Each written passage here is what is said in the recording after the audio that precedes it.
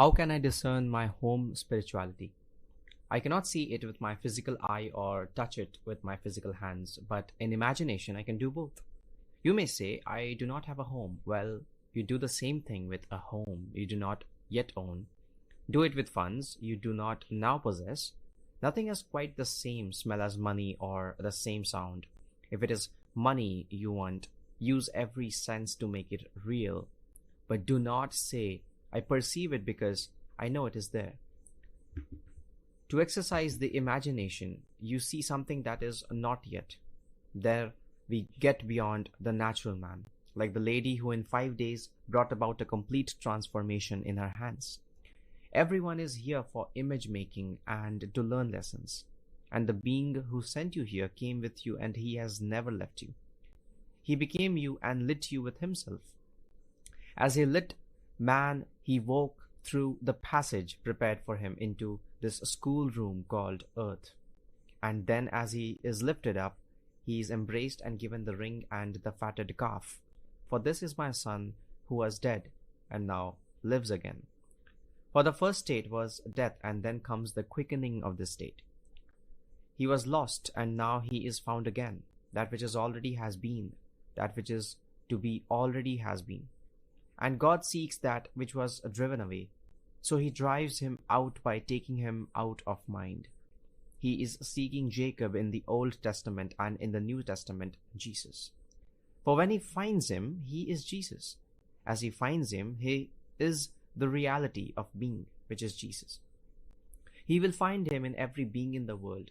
When this begins to awaken you, the old form cannot contain it any more than new wine can be contained in old bottles.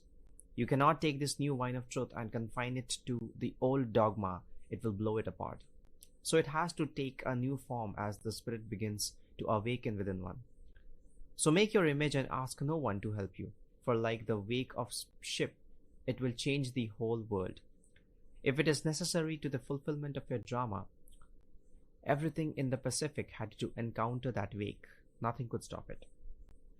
You are the ark of God, and what you are imagining is influencing all the others who are also imagining. So imagination changes things. Do not base it on facts. Truth as we see it is not confined to facts, but depends upon the intensity of imagination. Everyone can do it, but often reason will interfere. A friend told me tonight that he desired the answer to a certain problem, and it was given to him. He said, I prayed to the being within me.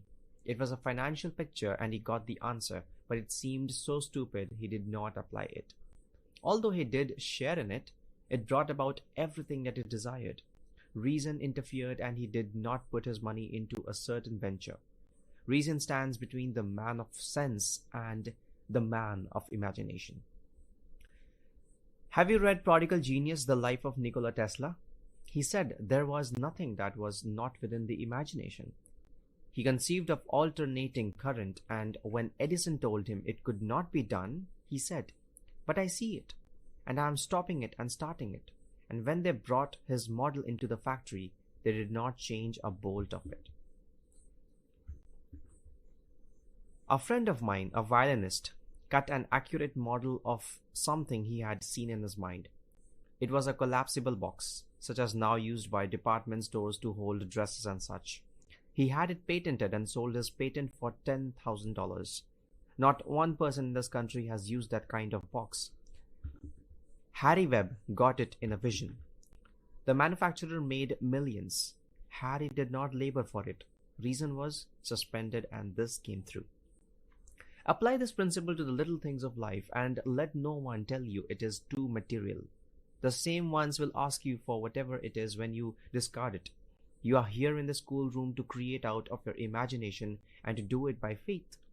Imagine and create the noblest concepts for yourself or for others and live in them. And in a way you do not know, you will influence the lives of everyone in the world. And everyone who will be needed to bring out about your dream will be drawn into it and brought to you. Even those who seek to stack the cards against you and think they are doing so very cleverly will find that the very thing they did will instead stack the cards against themselves. You are influencing everyone in this world when you are imagining. Who knows what being now in solitary is not disturbing the whole vast world. He will never be accused, for he is not out.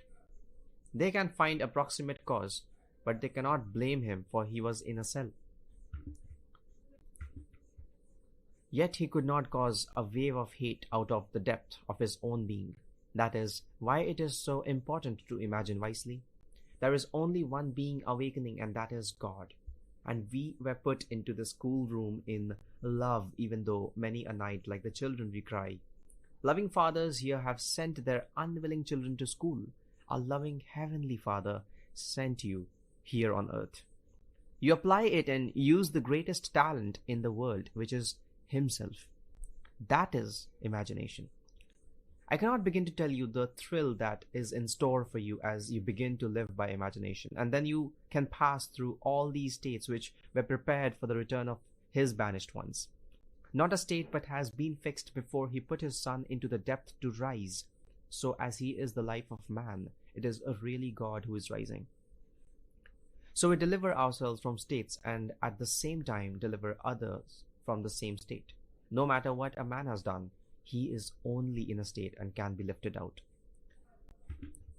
When we begin to awaken, we will begin to comfort and heal. For whom God afflicts, He did it for a sound end, and that was that He might awaken. This is my Son who was dead and now liveth. The most monstrous beast that ever walked the earth cannot be lost, for God is also present in him. If one could be lost, then God could be lost, for He became His Son, that He might awaken that Son as God. So make your dream and live in it, and it will come true. We are told that as the sower sowed, the seed fell on 4 kinds of soil. The first is not prepared, it is the highway, and no seed took root. These are those who will not listen. Then you will find one who will take this teaching, but it falls on stony ground. They get something new, but there is no root. The first thing they say is, "Oh, it would have happened anyway." The third fell among the thorns and thistles. It grows deeper than the one on the rock. But they really believe that it is only with money they can get things, and so the teaching was choked by the thorns of their unbelief. Then there is the well-prepared ground, and it roots deeply and produces 50 and 100 bean prepared for your education, and that is all interwoven in the labyrinthine ways of your own mind. And then you learn to walk in the feeling of your wish fulfilled, and you can create states from this heavenly alphabet of God. And then we find how the entire Bible story is a true story as seen through the eyes of those who wrote it. It is the history of the soul of man, and someday you will know it is taking place in you. And then it moves rapidly, and you will understand the vision you did not understand before. Then you can say, "The whole book spoke of me." So speaking of the one that God is seeking, the one who was lost, who found Him? God found Him. You found it unfolding within you. And then you see that you cannot from now on use the old bottle or the old frame, for the vision differs, and you cannot put new cloth on old garments or new wine in old bottles. Your friends tell you that if you do this, you will have no listeners, but you must go blindly on, because you have been given the new wine. You see no one who is important, and you do not consider the wise or the foolish to be in supreme states. But you see them passing through these states into which we may all fall as we are being educated, as we move from the state of death to the divine liberty of the sons of God. So if you get a vision, do not let reason interfere like my friend who lost $50,000, because he allowed reason to interfere and did not follow through on the answer that was given him. Reason divides the natural man of sense from the man of imagination. Blake says, "Those who restrain desire do so because theirs is weak enough to be restrained, and the restrainer or reason usurps its place and governs the unwilling. And being restrained, it by degrees becomes passive till it is only the shadow of desire. If you desire the recovery of a friend, do not restrain it, for then reason will restrain it. Let no one tell you he is suffering because of the past. You are called on only to forgive him. You are not the judge. Let no one tell you that your father punishes. He seems to, but it is for a purpose. I kill, I heal, I wound, I make alive, etc.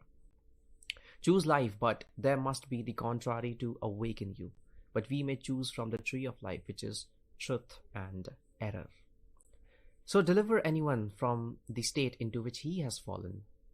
Now you see what the prophet meant. That which is already has been, that which is to be already has been. And God seeks what has been driven away. For the schoolroom is prepared for the awakening Son of God. Now let us go into silence.